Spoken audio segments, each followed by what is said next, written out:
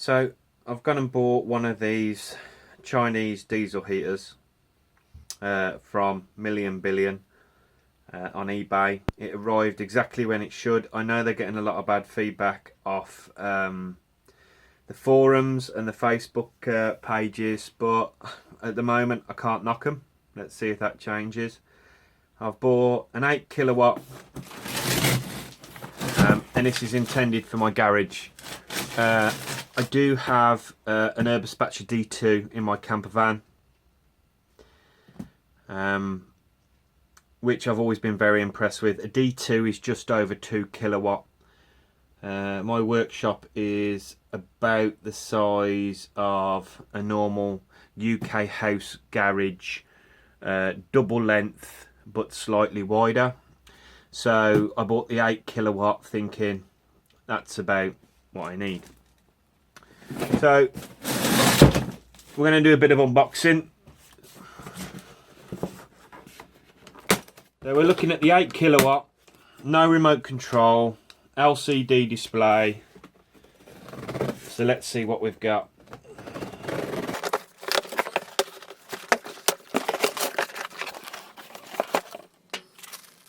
Right, looks like we've got the little thing for the fuel pipe at the bottom of the tank. Got some mounting bolts for the tank and some penny washers, some self-tapping doofers, some Jubilee clips, which I doubt very much I use. I don't like Jubilee clips, I prefer proper pipe clamps, but let's come to that as and when. We've got an air heater kilowatt 2.5 manual.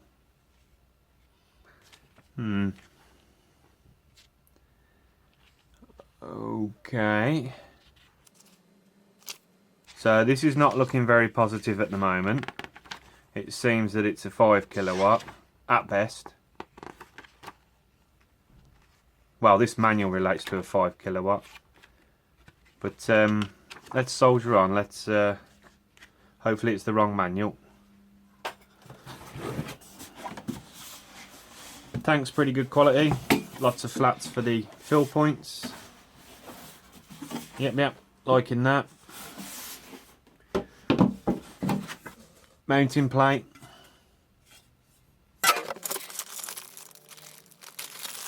Exhaust silencer. Metal. Urbaspatchers are stainless. Very lightweight. Very thin.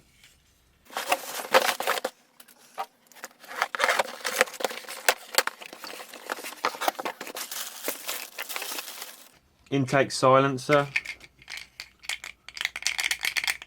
with rattly bolts. Pipe clamp, that's the better type for the pipe. That's obviously for the fuel. Some more Jubilee clips, a lot of clamps.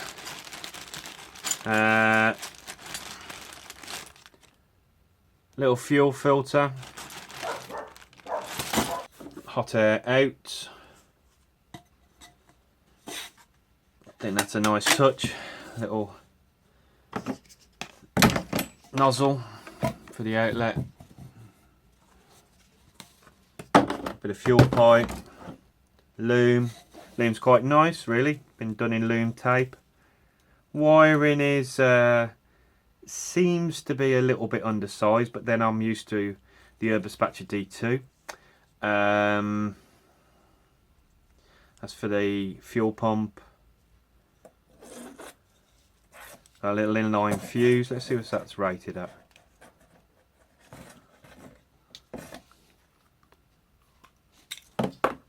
That's a 15 amp fuse in there. At the moment I can't see a fuse for the control circuit. On the Urbaspatcher D2s you have a 15 and a 5. 15 protects the thermostat stroke controller. I think it's the 902 controller I've got in mine. And the 15 obviously protects the heater. Exhaust, intake. Yeah, that's alright.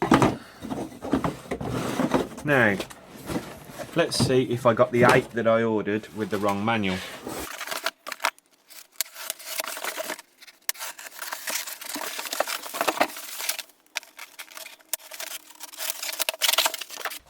Okay, first impressions is loads bigger than a D2, so that's a good sign. Like I said, a D2. Oh, that's a nice little display. Got a protective film, because of protective film over it. Liking that, liking that. I think it comes out of there somehow.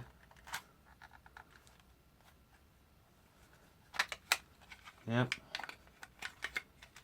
Little mounting plate. Yeah, that's alright.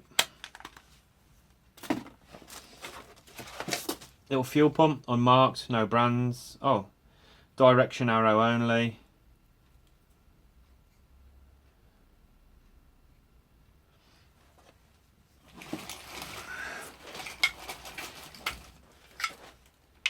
All steel.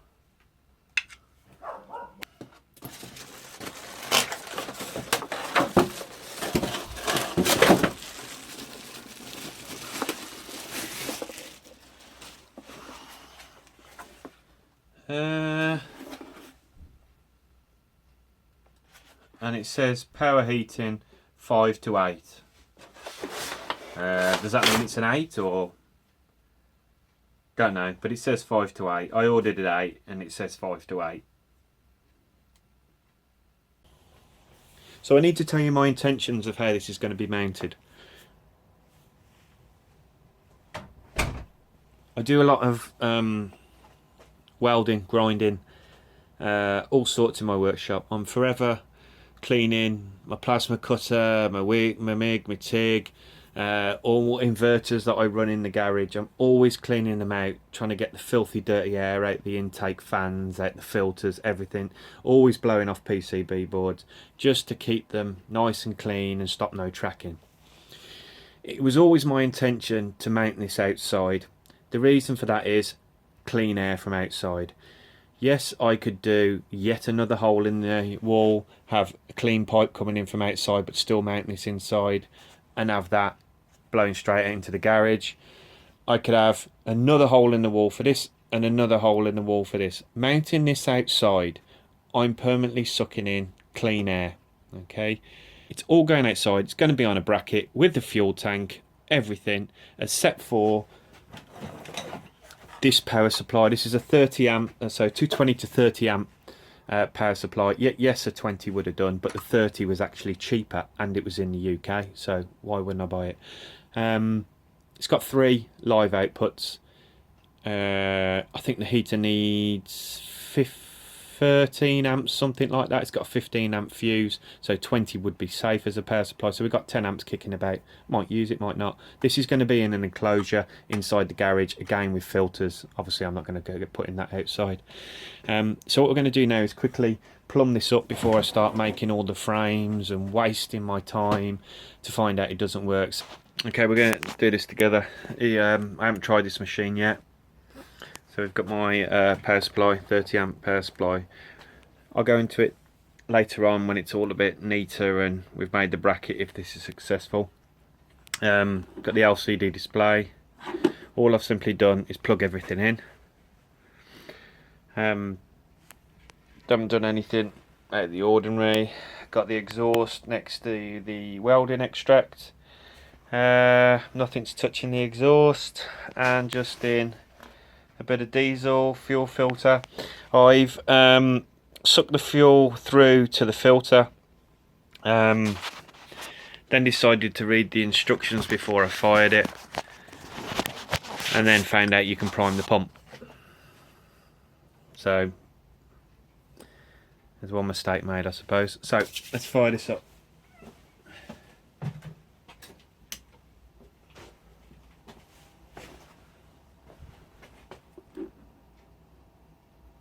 That's not good, is it?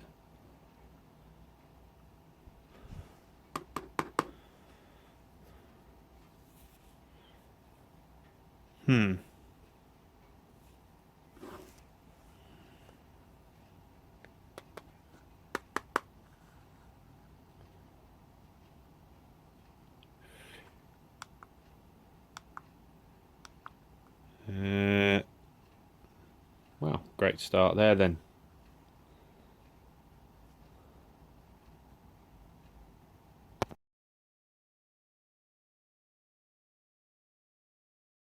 Okay, so forget everything I said about it going outside. It's not going to happen. I've got a neighbour that can hear a pin drop, and she's not very happy about my welding extract. I've got a missus who doesn't want to be sipping wine in the garden looking at a heater box on the back of the house, and I've also tried the heater outside, and it really makes quite a lot of difference dragging in the cold air. Yes, I knew it'd make a bit of difference, but I had no idea it'd make as much as that. So we are going to recirculate the air, contrary to what I said previously. So I was going to make an air box, use a series of filters from like a smog hog or something like that. And then I decided to use eBay and have a look at what filters are available. So I've paid, I think, £25 for this. So we will have a look. I ordered it about 2 o'clock the one day, and I missed it the next day. So they posted it absolutely immediately. So this is the one I've chosen. There's the part from Ramair. 3-inch diameter. It's actually quite a nice finish. It's actually good quality, that is. Nice mesh inside. Comes with a duplicate. Oh, no stickers. So, what we're going to do is that's obviously going to go on there. Yes, I'm a little bit cautious about putting a filter on there too. It doesn't appear to be an oil filter, and there's no instructions to oil it, and we don't need it like a car. So we're going to leave it like this. Yeah. Dubious myself. Should we be doing this? Will it overheat? I don't know. Prior to buying this filter, I did put my hand over the inlet and create a blockage, and we got an over temp fault. So we know that sensor works. That's good, that's fine. What we're going to do is not simply put this on and say, do we get an over temp fault? Do we not get an over temp fault? We're actually going to check airflow before, airflow after.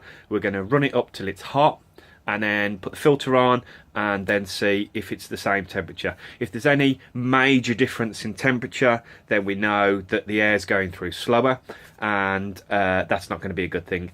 Also, we're going to check the cubic feet per minute and see if that is reflectant on this. The only thing this will do is block up over a period of time, but use your common sense. If you want to get yourself a little meter and check it, then you can, I suppose. You can keep an eye on it. But yeah. Let's have a look where we are before and after the filter, both temperature and airflow. LEV guys, what can I say? We're running an inlet to outlet temperature difference of around 78.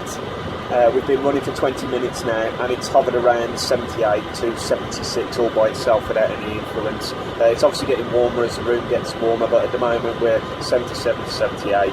And we have a cubic feet per minute of 1,760 offset on there, down to 1,730. So we are going to try the filter now before the room starts warming up too much.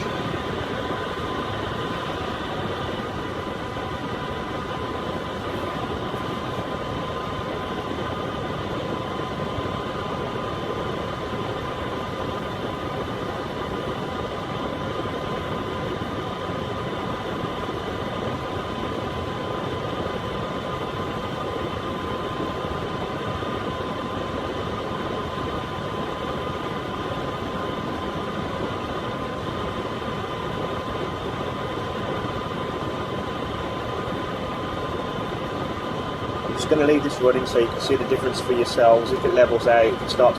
Right, I've left this running now for about 8 minutes, 9 minutes. We are hovering at 77.7 differential. It's gone up to 78.5 and then back down to 76.5. So that's near enough the same, and we have an airflow of 1,750. And that's been running constantly with that on. I do have most of the doors open, so the temperature of the room, we originally started at, when we first got it to temperature, I wrote down, of 16 degrees. It's now 18 degrees in here, so we have rose in the room of 2 degrees. So there seems to be very little difference. I'm now going to take the filter off while all this is running so we can see if it makes any difference.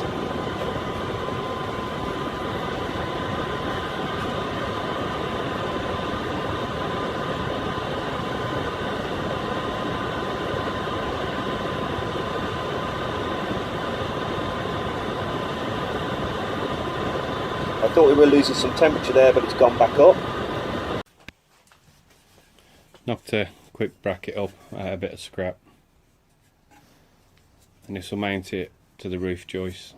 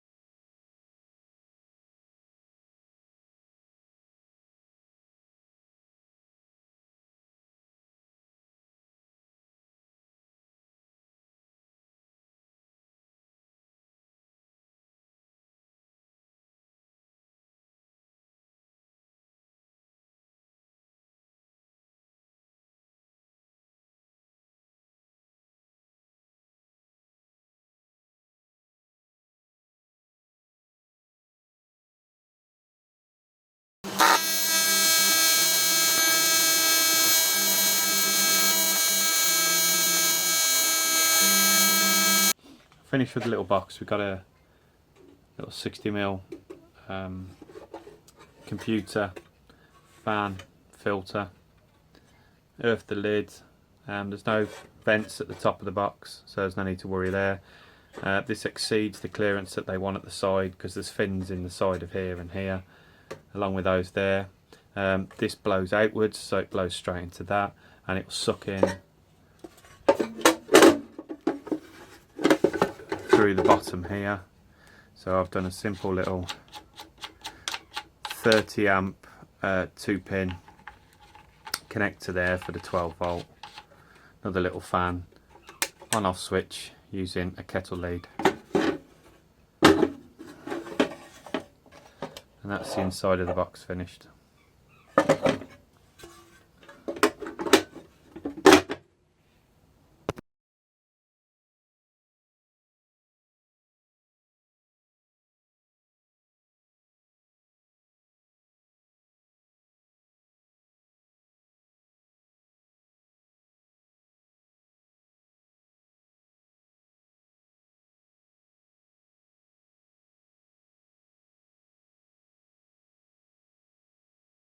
The combustion intake is just here, which is not ideal, but I didn't want to whack another hole through the wall.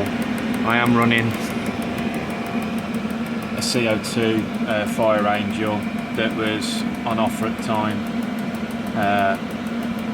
for 12 quid on Amazon. That's all fitted and bolted up now. I've got to do something with this hose. I don't know what to do yet. It's been on for 23 minutes now. I never set the time. I always turn it off at night when I've finished in the garage. And I can touch that soundly now. This is wrapped 3 times over. The story with Million Billion and the crack controller, I went to somebody else and bought a new controller, and it actually come with the better remote with the up and down of the temperature, and works very well. What happened there was I contacted them, sent them a video to this like Dropbox like they asked, did everything they wanted me to do, and it was just different person after different person after different person, and in the end I give up, and like I say, when I bought this, when I bought that new one, it only cost me £11. It wasn't until I left them negative feedback that they actually contacted me and offered me £15, which I rejected and said, look, I've done everything you asked, I'm not interested, I'll keep the bad feedback. And they offered me £25 just to leave it as it is and move on, so that's what I did do. I took the 25 quid. Hence the delay in this video. This video's took me 2 months to do, because obviously waiting for things to come from China. It's all fitted under here. I still haven't got the proper clamps like I wanted to have. Instead I got these vile Jubilee clips, so I'll be changing those when the proper hose clamps come. So from here, as I say, triple wrapped. That's a genuine Webasto straight connector in there with the proper pipe clamps. I've just triple wrapped that in heat wrap as well. That goes from there and then straight out through the garage.